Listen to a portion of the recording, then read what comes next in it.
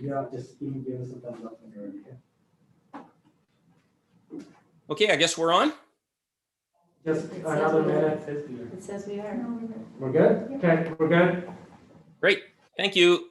Good evening, everyone. Welcome to this special board meeting. I'd like to begin by acknowledging that we're meeting on the unceded territories of the Squamish and Lil'wat Nations. We have a one-item agenda, which is related to vaccinations for staff in the Sea to Sky School District. And if I could have a motion to adopt that agenda. That the agenda of this meeting be approved? Thank you. And I saw Dave raise his hand, so I'll assume Dave seconded that. And is there any discussion on the agenda? Okay, all in favor? Contrary, if any? All right, that's carried.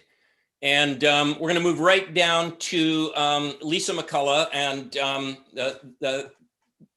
just before we do, I'm just going to, for the sake of the public that are attending this meeting, I just wanted to explain the background for having a special meeting.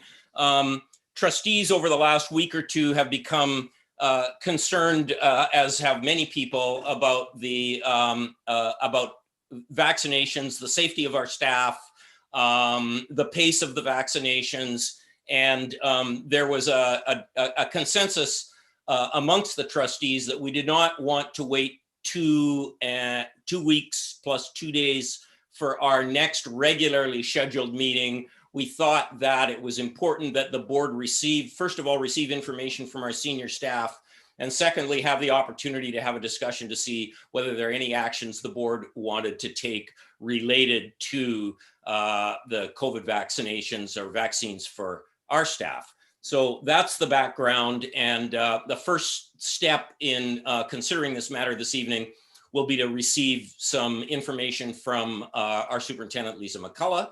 So over to you, Lisa. Okay, thanks, Rick. I will, I've taken my mask off because I've created a document to read to the best of my ability here to try to make sure I don't miss any pieces. And on behalf of the staff, I do want to thank the board for your concern about the vaccinations. And we endeavor to bring all of the opportunities available to our staff's attention. And we work very closely with Vancouver Coastal Health to get the information that we need and to get clinics into our area. So what I will do is just do a walkthrough. It's not a ton of information, but I'll give you what we know. And I've got Philip Clark here with me, who is on those calls with and without me. And so he can always help too if I'm not clear on something. So some of the background information is that in December, the province announced the vaccination rollout plan for our province. The vaccine supplies was distributed by the Government of Canada and then forward to British Columbia. And then British Columbia received an allocated number of doses on a weekly basis. The allocated doses are expected to increase as we move over 2021. And so here we are now at the end of April. The provincial vaccination plan includes two pieces. One is an age-based group priority, and one is a priority-based groups. So those are the two streams of vaccinations or categories for the provincial vaccination plan: age-based and then priority-based. And within the group called priority-based, there are three groups that fall into that category. One is people who are clinically extremely vulnerable. Another story is for those communities where there is an outbreak or a cluster. And the third is our priority frontline workers. So from an age-based group programming, I'm going to tell you those that impact our staff. So our staff continues to attend the various vaccination opportunities, obviously, that are available in each community based on the provincial age-based groups clinics that are available. These clinics are always provided for specific groups of people, obviously according to their age. So the first one that has, that we were able to communicate out to our staff en masse was the BC Pharmacy Program. And through the BC Pharmacy Program, the provincial health officer announced that people born in 1981 and earlier, or those who are 40 years of age and older, can register to get the AstraZeneca vaccine at eligible pharmacies throughout the Lower Mainland, Vancouver Island, the interior, and northern BC. So on April 20th, we sent out a communication to our SD48 staff to let them know about the BC Pharmacy Program. And then our supervisors and union presidents also help us to get that information out to the attention of our staff. So that program is available for everyone over 40. Then there have been age-based clinics in our corridor. So this is happening this week, so I'll describe this to you. And what's happening for these is that our staff might fall into the age-based category, but we're eligible for what are called end-of-day doses. So there's 2 age-based group vaccination clinics running in the Sea to Sky corridor tomorrow, Tuesday, April 27th in Squamish, and on Thursday, April 29th in Pemberton. So on April 23rd, VCH contacted us, contacted me to inform me that the Howe Sound Secondary and Signal Hill Elementary staff have been prioritized for any end-of-day leftover vaccinations at one of those clinics. We provided Vancouver Coastal Health with the contact information for our staff on the same day. That communication was through the principals. And so the Howe Sound Secondary and Signal Hill Elementary staff have been prioritized, and we wait to see how many doses might be available. I believe it's about 4:30 in the afternoon. The principal will get the call indicating how many doses are there. It could be 0, it could be 5, it could be more, but it's unlikely. And the principals will then notify staff who have not been eligible through the pharmacy program to see who's available to get over there and get one of those end-of-day doses. So those are the 2 pieces that are impacting from an age-based group in our corridor right now. Then when we come down to the priority-based groups, the category A, or people who are clinically extremely vulnerable, those staff would be working with their family doctor to schedule an appointment for a vaccination ahead of all of the other categories. So those are not people that we would necessarily know of, but they often have informed us that they fall into a clinically extreme category and that their doctor has approved them for a vaccination. So they would work directly with their physician. And then there is the category of community outbreaks and clusters. So everyone heard about the Priority Neighborhood Program happening in Whistler. So on April 11th, Whistler was identified as a high-risk population area and received the Priority Neighborhood Vaccination Campaign using the Moderna vaccine. And this meant that Whistler residents and workers 18 years of age or older were eligible. So SD48, we distributed a communication out to all staff who live or work in the Whistler area. So it wasn't just if you live there, but it's also for our staff who work in that area. So we were able, Dave Duncan was able to get letters out to everybody who might have worked as a maintenance worker, but we knew that we needed them down in that area and would have provided them with the letter. So when they got to the Priority Neighborhood Program, they could show their letter to be eligible to get in for that vaccination. So that took care of one of our whole community, and we have no one under the age of 18 on our staff, well, period, but not in the Whistler area. So that virtually took care of our Whistler staff. Now, the Priority Neighborhood Program, let me back up. On April 20th, we were notified that the Squamish community was being identified as a high-risk population as well. So on April 20th, we distributed a communication out to our staff who live in the Squamish area, and this was only for people who live in the Squamish area, informing them that Vancouver Coastal Health would be hosting one of their Priority Neighborhood vaccination campaigns using the AstraZeneca vaccine. and that clinic would be on April 23rd. So that was taking place over the weekend, and this was for Squamish residents only, 40 years of age or older.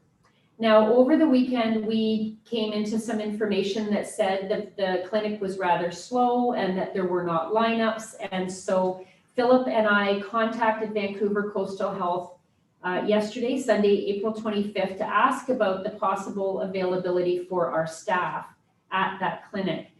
And at that time, they were able to confirm that and invite us to go ahead and send out a communication to all of our staff across the district, regardless of whether they lived in Squamish, those who are 40 years and older, because it was AstraZeneca, and to let them know that there were available doses at that clinic. So we were able to do that yesterday.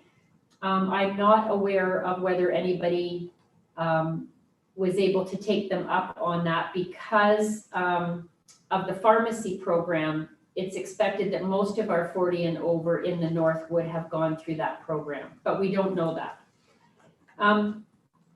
So then we come to the last category, which is the priority frontline workers. And on March 18th, all of our school districts were informed that the K-12 sector was going to be prioritized for AstraZeneca through a province-wide K-12 sector vaccination plan. And on March 30th, the public health officer announced that they had to pause on the AstraZeneca distribution due to the complicating factors with the vaccine.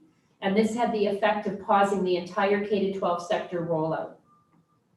On April 13th, 2021, the province announced an updated program to vaccinate all K-12 sector employees over several weeks. Vancouver Coastal Health determined that their vaccine allocation would be distributed in priority order across the VCH region, as determined by which schools were at highest risk of exposure based on the current exposure levels at their school. And I want to be clear, not in their community, but at their school. So that was the methodology. We found that out on April 13th, and then we awaited more information. And on April 19th, we were notified by Vancouver Coastal Health that the province received less Moderna vaccine than they had anticipated, resulting in VCH having fewer doses than they expected delivered to this region. They had anticipated approximately 2,500 doses to be distributed to them by the province, yet only received approximately 1,000. So at this point in time, no school district 48s have been prioritized within this program. The VCH vaccine distribution strategy is maintaining a focus on the comparative data, indicating high risk of exposure in schools across the whole VCH region. So I know this can be tricky because we have a high exposure rate in the Squamish area being announced recently for the community. But the data indicate that Squamish schools are not amongst the highest exposure rates for schools in the VCH region. And I only say that not to advocate for that, just to be able to say that Philip and I received the data and walked through the data with Vancouver Coastal Health and all of the other superintendents and health coordinators in the regions, and we walked through that data very closely. So I do want to ensure that people know that. So today, and that was at an hour and 15 minutes ago at 5 o'clock, we were informed that we are going to be notified by Vancouver Coastal Health this Thursday or Friday, April 29th or 30th, about the Vancouver Coastal Health schools, which will be eligible next for this high priority schools program. And this will be using either a Pfizer or Moderna vaccine. So by Thursday or Friday, we'll know whether one of our schools is on the list for the next round for the K-12 sector ordinary vaccine rollout. Also at the VCH meeting today, we were informed that there will be 2 new K-12 sector, and there will be other essential service workers and childcare workers too, but 2 new K-12 sector vaccination clinics hosted by VCH this week in Squamish and Pemberton. And I'm going to be distributing the information of those details out to our staff as soon as that is released by Vancouver Coastal Health, and that's likely going to be in the morning. And we are anticipating that one of those clinics might be tomorrow. So if we get that information this evening, we are all ready to get that out to our school district staff. We are not sure that we'll be able to get it this evening, in which case it'll be first thing tomorrow morning. So it's our hope that by tomorrow, we have a clinic in Squamish, and then very shortly after, a clinic in Pemberton this week, which is a separate program, and again, using a different vaccine. So the last piece I'll add is that we asked Vancouver Coastal Health, and particularly because of your questions in the board meeting tonight, when can we anticipate that all of the K-12 staff in the province should have access to a vaccine? And they said that they are very, they anticipate and very hopeful that this K-12 staff will be completed by the end of May. So Rick, I think that's all I have. I'm certain that's clear as mud, but I'll just wait for your questions, and I've got Phil right here to help me out where I might jumble something. Thank you very much, Lisa. So I think that, what would be helpful now is just to open it up for questions, because I'm sure there will be some, based on the information that you've provided, questions of clarification, or whether there's other things that people want to know that didn't come up yet. And so I'd just like to do that now. Anybody have a question, raise your hand or speak up, and direct your question to Lisa. And if she can't answer it, she'll call on Phil.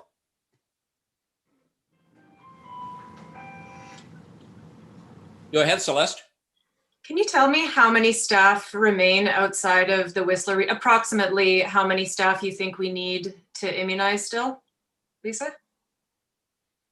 Well, I won't know that for sure, Celeste, because I won't know who attended one of the AstraZeneca, one of the opportunities for AstraZeneca. So I won't know that. But what I can tell you is that under 30, outside of Whistler, we're going to have about 60 staff, and then between 30 and 40 without Whistler, 150? Yeah.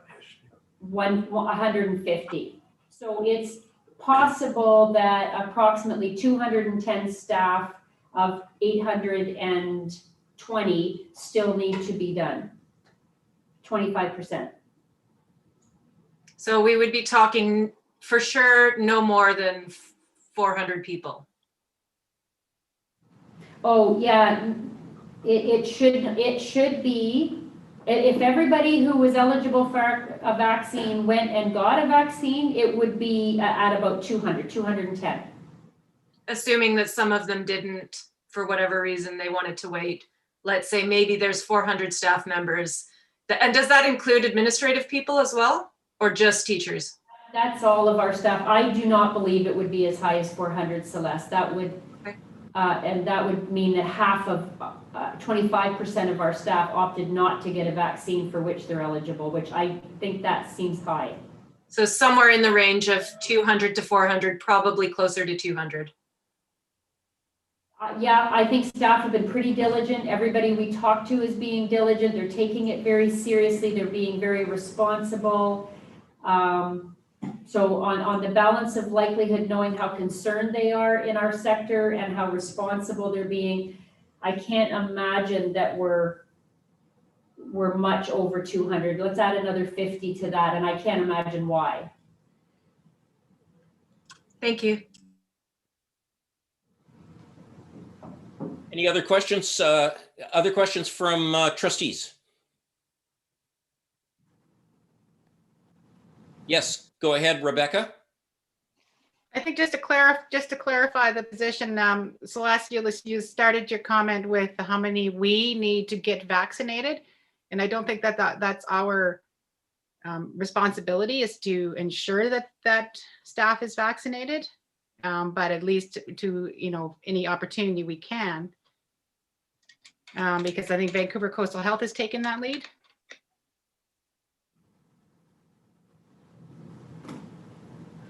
Any other questions? Comments? Ian? You're muted. You're muted. Darn mute. I just wonder if we know anything more about fewer doses coming. Has there been any other talk that this is going to happen again and again? Or is it just nobody knows? Well, they believe we're going to have enough doses to have the K-12 sector done by the end of May. Okay, So that's the whole sector. We know that on Thursday or Friday, we will get the next schools through I'm calling it like the ordinary K-12 rollout. So those are the doses that Vancouver Coastal Health gets from the province. They look at the schools and the outbreaks. They use the data to determine which schools have the highest risk. And then they say, okay, these schools are getting the next round. That information comes out on Thursday or Friday. okay, The weekend. And that's because the clinic is on the weekend, so those staff would be notified. I don't know if any school district 48 staff would be part of that. But then we also know, well, we're very hopeful. I don't want to say it with certainty, but I'm very hopeful based on what I do know, is that we will be getting a clinic in Squamish and a clinic in Pemberton right. for another group of our employees. But that is the information I hope to be able to release in the morning. Right. Thank you. So Lisa, when you say another group of our employees, does that really mean another age group? Very likely. Okay. Thank you. Any other questions from trustees? Yes, Cynthia. And Lisa, do you know anything about how they're going to distribute or make decisions about who will be eligible or prioritized for the end of day doses? Because that seems like a tricky one. Yeah, no, that's a really good question, Cynthia. It is tricky. So what we are going to do, and we're going to work with our principals on it, is we don't always have this information. Some people would consider it private and not share whether they've had their vaccine. And we can't also insist that they tell us. So we have to have some sort of categorical approach. And but people are pretty forthcoming about this. I don't want to paint a picture like they're not, but we just can't run around and make lists and so on. So our approach will be to encourage the principals to use the information they have when they get that call. So let's say it's 40 and over have opportunity through the BC Pharmacy program. And so let's take Signal Health. 40 and over can use the BC Pharmacy program, and many of them also work in Whistler. So that would have gotten rid of some of those other staff that would have got them vaccinated. So we might say prioritize under 40, because those are the staff who do not have any eligibility in any other program right now. So that's the methodology we're going to use. Now, that doesn't mean there won't be 15 of them and only 3 doses. Yeah. Yeah. Yeah. And it is that AstraZeneca? So is it even possible to have under 40 prioritized? The age-based groups was it Moderna they're using or Pfizer? Moderna or Pfizer. But they're using Moderna or Pfizer. Okay. Remember, the clinic where the end-of-day doses are happening have nothing to do with the K-12 sector. Those are age-based clinics, and they always anticipate there will be a couple left over at the end of the day, and they don't want to waste them. And they have been good enough to prioritize our K-12 staff in this in Sea to Sky. Okay, so those doses are not AstraZeneca, so it can be administered to people of any age over 18. Okay, thanks. So we'll work with the principals to prioritize the group of staff who have no other opportunity to get a vaccine at this time, so that we can increase the potential number of staff who have their vaccinations completed. And again, that can still be very tricky. So, you know, it will be a random choice. It's not like we're going to target certain people. Any further questions? I just have another question about how areas are considered to be a cluster. Do you know anything about how they make that decision? We're not the experts, but I will ask Phil if he has some insight on that. Are we talking about in a school-based setting?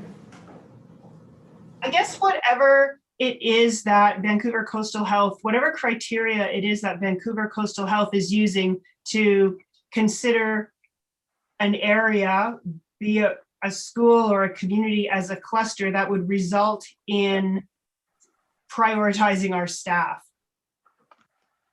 I can't speak to the community piece, but I think it's all based on cases and transmissions. So, for instance, the data that they're using for the school-based decisions are in like a 2-week time frame. The amount of cases into that school, and then if there are any transmissions as well. So those are the factors that they're looking in to make that decision. Thanks for that. Anything else from trustees? I will ask Lisa a question, Lisa or Phil, and it's not a question intended to put you on the spot at all, but in all of your discussions, have you seen any information that would lead to an opportunity for us to take some action that would speed up the rate of vaccination for our staff? Well, I do not think that's what's brought us together here, is wondering, as the employer and a group of people who cares about the welfare of our staff, I think that, one of the key things that's brought the board together today is trying to ensure that we take every opportunity we can to care for our staff during this pandemic. And so my question is there anything we're missing that would provide such an opportunity for the board? Yeah, that's hard for me to know, Rick, because of course I sit only in the K-12 setting meetings. I don't sit in at larger tables provincially. I know that Fraser Valley is from a K-12 sector perspective, Fraser Valley is a real hotbed, and that they were getting more doses than other public health regions were getting. And that made sense to me because of the exposures and just the astronomical data. And I will say that I have been confused from time to time why Vancouver Coastal Health, as the next biggest hotspot, has not had a proportionately higher number of doses maybe than some other public health regions. And I know our Vancouver Coastal Health team has just, honestly, nothing short of phenomenal has been the job that they have done, and their communication. And they are on the phone with us on Sundays. Well, I don't remember the last weekend we weren't talking to them on the weekend. They're working around the clock. They're distributing all of the doses. Their evidence is clear. We can challenge them on their evidence. They will provide further details if maybe Phil and I are a little unsure about their data. I feel very, very solid with Vancouver Coastal Health. I simply can't speak to the system which gives that group the doses that they get. Right. Okay, thanks. Mhm. So Lisa, with that said, and if we do hold up our faith in such high esteem with Vancouver Coastal Health, would any harm come from writing a kind letter just to say we're concerned about our community? And maybe it's not a letter that's advocating for more doses, but just a letter to say we are concerned about the people that are living in our community, and I guess just leave it at that. Just let them know that we are concerned, that we feel that there's a lot of transmission. I don't know, would harm come from advocating like that, I guess is the question. I don't know, Cynthia. I think that might be more of a political question. Maybe I'd ask your fellow trustees to chime in on that, because from an educational in a school setting. I can't imagine the harm when a board recognizes something that's positive, nor when they recognize a gap or a need. So I think I might let the trustees chime in more about that from a political point of view. Okay, well, maybe I'll ask others, what are others feeling about doing this kind of advocacy? And what would the advocacy look like? What would our ask be, I guess is the question.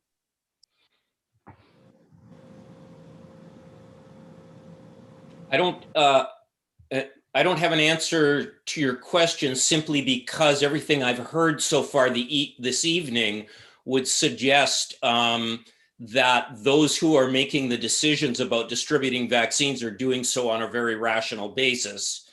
And given that throughout the entire pandemic, we have stated our belief in relying on the science and relying on those who know and understand the science to make those kinds of decisions. Given that that's been our position so far, and I see no indication that we would want to change it, I don't think I have an answer to your question. But I see Celeste's hand going up, which is good news because I was just starting to ramble. I think it's appropriate for us to do some advocacy, and I think we must. They can say yes or no, but I think now is the time for us to let them know. I'm prepared to make a motion at this time. I think I've heard enough, unless anyone else would like to continue this discussion. But I do think that advocacy is appropriate and important, Cynthia. And I think that there has been a lot of hard work within this region that has gone into the clinics that you've seen to date. Political advocacy. Go ahead. Did you want to make a motion, Celeste? Is that what I understood? I could, sorry, I just didn't want to, I wanted to give others a chance to talk. I can open it up for further discussion before you make your motion. What would the advocacy look like, Celeste? All right, shall I just make the motion and then we can talk about it? Yes. Yeah, please. Okay, would you like me to email this to Mo? That's, If you yeah. can do that, Celeste, that'd be great. Okay, so I've just sent it to Mo and Archie now. And I will, sorry, 1 second.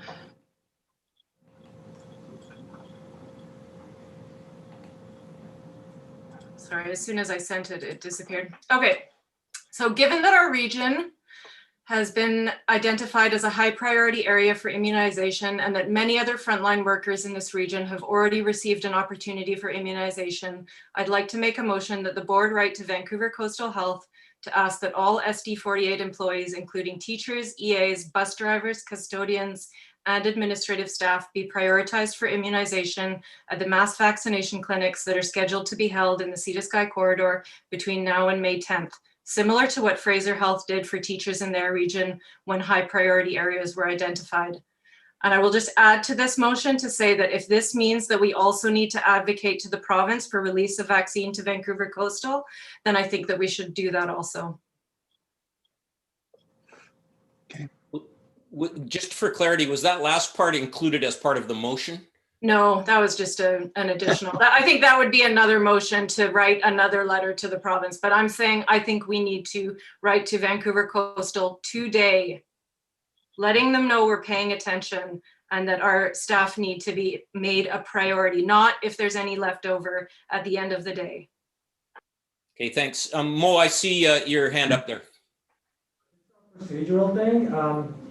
When I was just reading the motion over, my recommendation is that the motion just becomes a little bit more holistic when it comes to incorporating the entire board.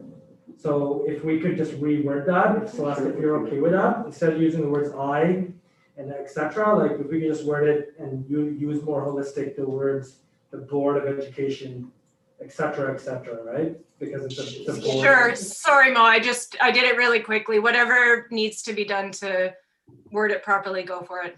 So maybe we could pause for just a moment, let Mo clean that up, and then he could perhaps share it on the screen, and then we would all be talking about the same thing, because otherwise we're all guessing what's in the motion at the moment. Right. Okay, just give me a second. I'm just gonna share this with the team and we're all gonna clean it up. Okay? That's just fine. Thank you, Mo. Thanks for doing that, and we can all be patient for a moment.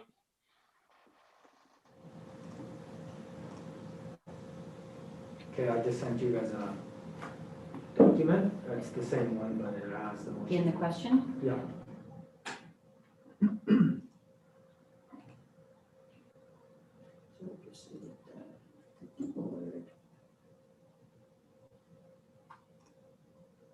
So Celeste, when this goes up, you can take a look at it and make sure it actually reflects what your intention was and what your desired wording is. And we can tweak it before we debate it.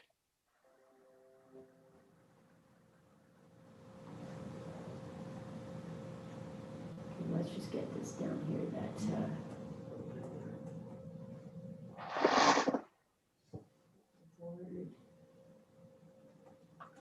please, right.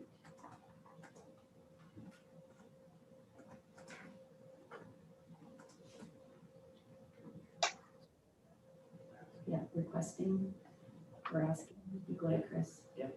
That all SB40 employees be prioritized for immunization at the mass vaccination clinics that are scheduled to be held in the city's between now and May 10th.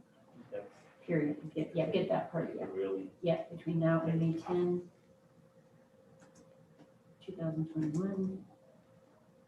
Here you go, Mo. Good? Yeah. Okay, just give me a second. I'm just gonna share my screen. Yep.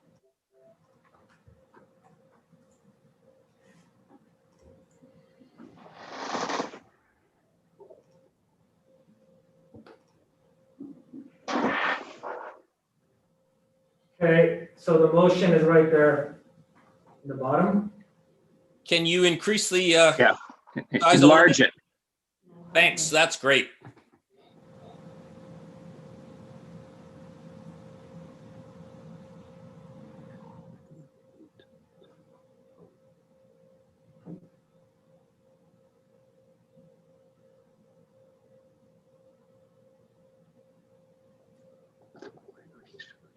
Thanks. Okay, we have a motion and we need a seconder in order to debate the motion. So if someone's prepared to second, could they speak up? Ian Kent, I'll second that. Thank you. Okay, moved and seconded. And Celeste, you're the mover. You can speak to the motion.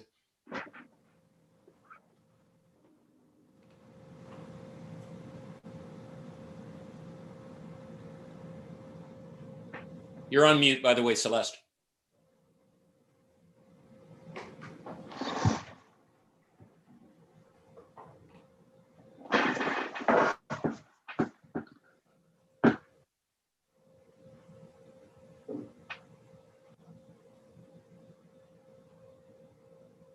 Sorry, just give me a second. My screen disappeared for a moment.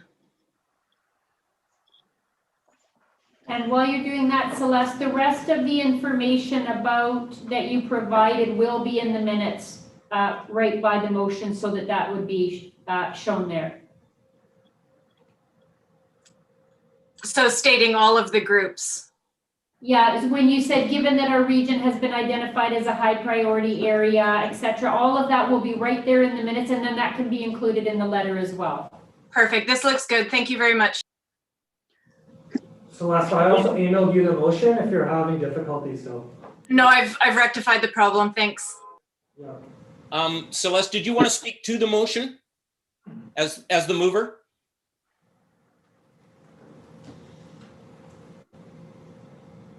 I'm not sure that I have much else to say other than that I think it's time for us to take action. I'm very, very thankful for the work that Vancouver Coastal has been doing, and I know how tricky this is.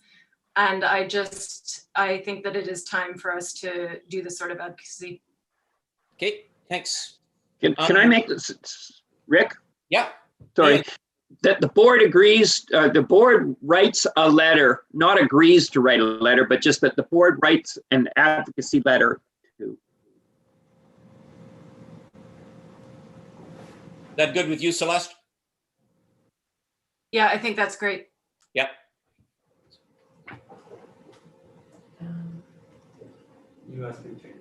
Thank you. Any further discussion? And do speak up, because with the screen sharing on now, I don't see everybody on the screen at the same time.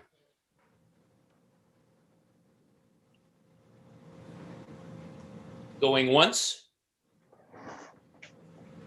Going twice. It's Rebecca. Yeah, go ahead, Rebecca. Okay, I'm going to speak against the motion, actually, because I think that Vancouver Coastal Health has been doing a fantastic job. I'm satisfied with all the evidence that supports the rationale that they have provided.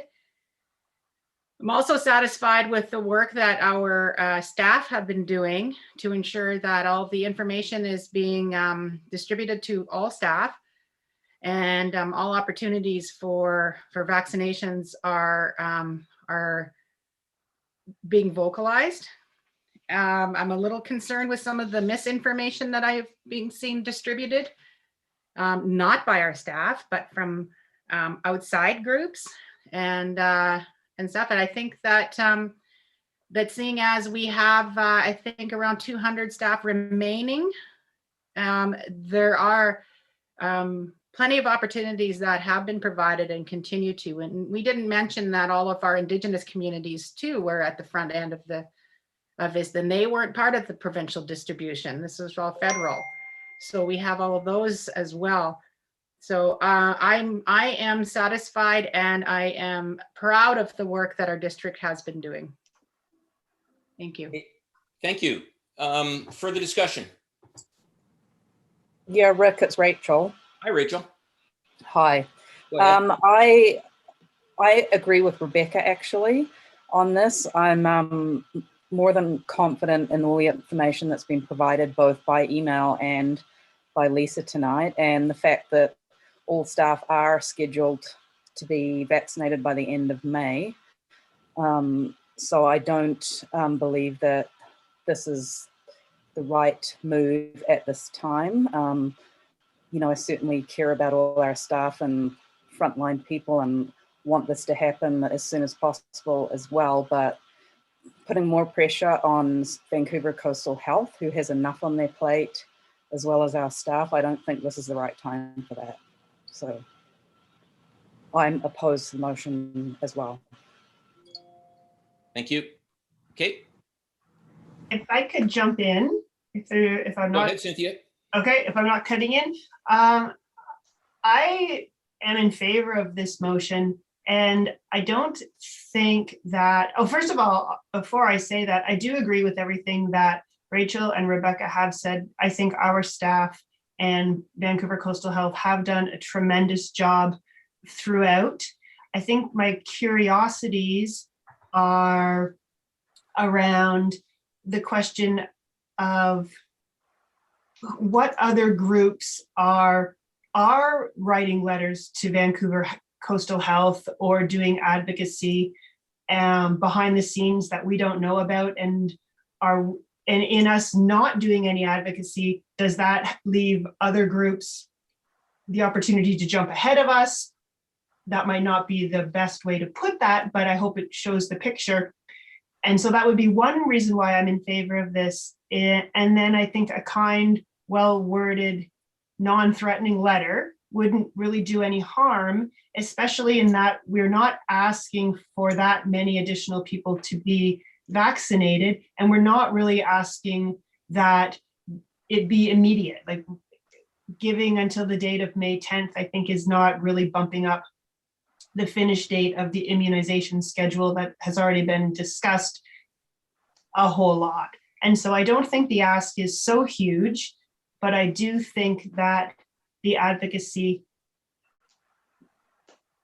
might just be a nice thing to do. And maybe if we're lucky, we'll get some results out of it. And if we're not lucky, then things will just roll out as they were already previously scheduled. And without making it threatening, I don't think it could do much harm. Yeah, so heard from several trustees. Anybody else speaking to this motion?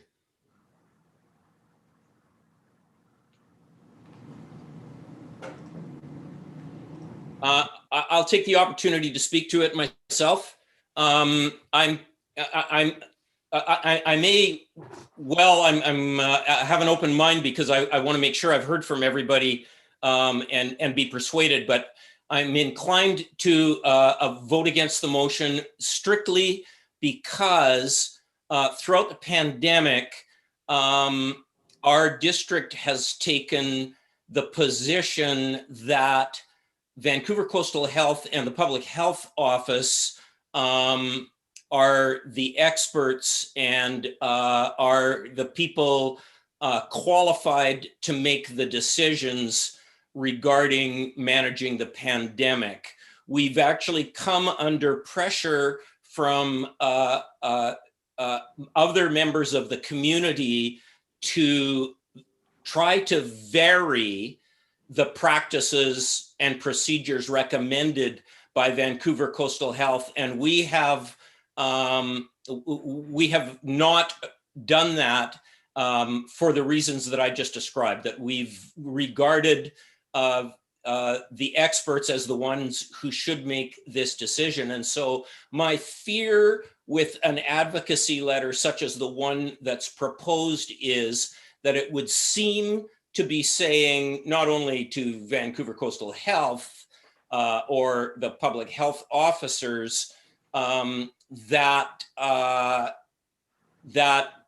we no longer regard their decision-making as the best, and that we know something that they don't. And that concerns me because it would be a very significant change in direction for this district at this late stage of the game. So that's my that's my thinking at this moment in time, at any rate.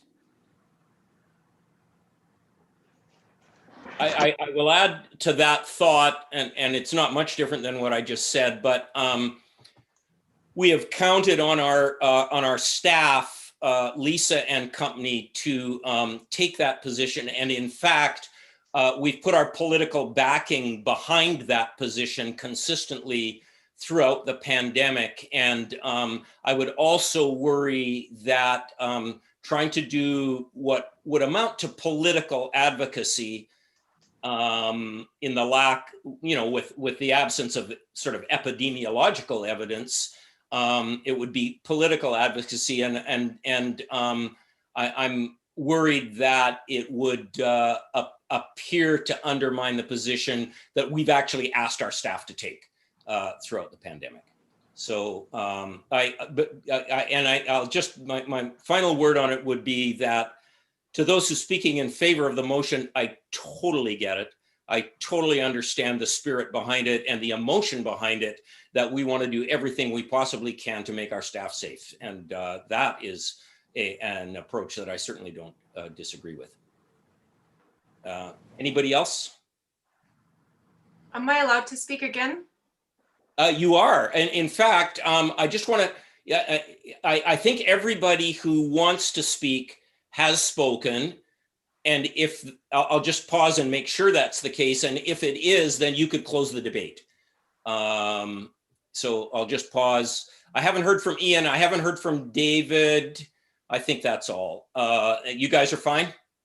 Yep. Okay, good. Go ahead, Celeste, close debate. Without having data in front of me to present to you, I think that there has maybe been some disconnect between the way that high-risk communities have been managed in Fraser Health versus Vancouver Coastal. And maybe this comes back to what Lisa was getting at about how the vaccine has been distributed across the province, and maybe we need to write a letter to the province as well. I think that the community has been prioritized for AstraZeneca. There is something to be said in that this community has been identified as a hotspot. And so I don't think that it is out of line to ask that people who are working in very vulnerable jobs be protected. Yeah, I think that's the best I can do to wrap it up, but I'm hoping for your support, please, board. Okay, thank you. So that will take us to the question. I'll ask all in favor of the motion as presented. Okay, opposed? So the motion is defeated. Which doesn't necessarily bring the meeting to a close. If there are any other motions to be put forward, we can certainly entertain those right now.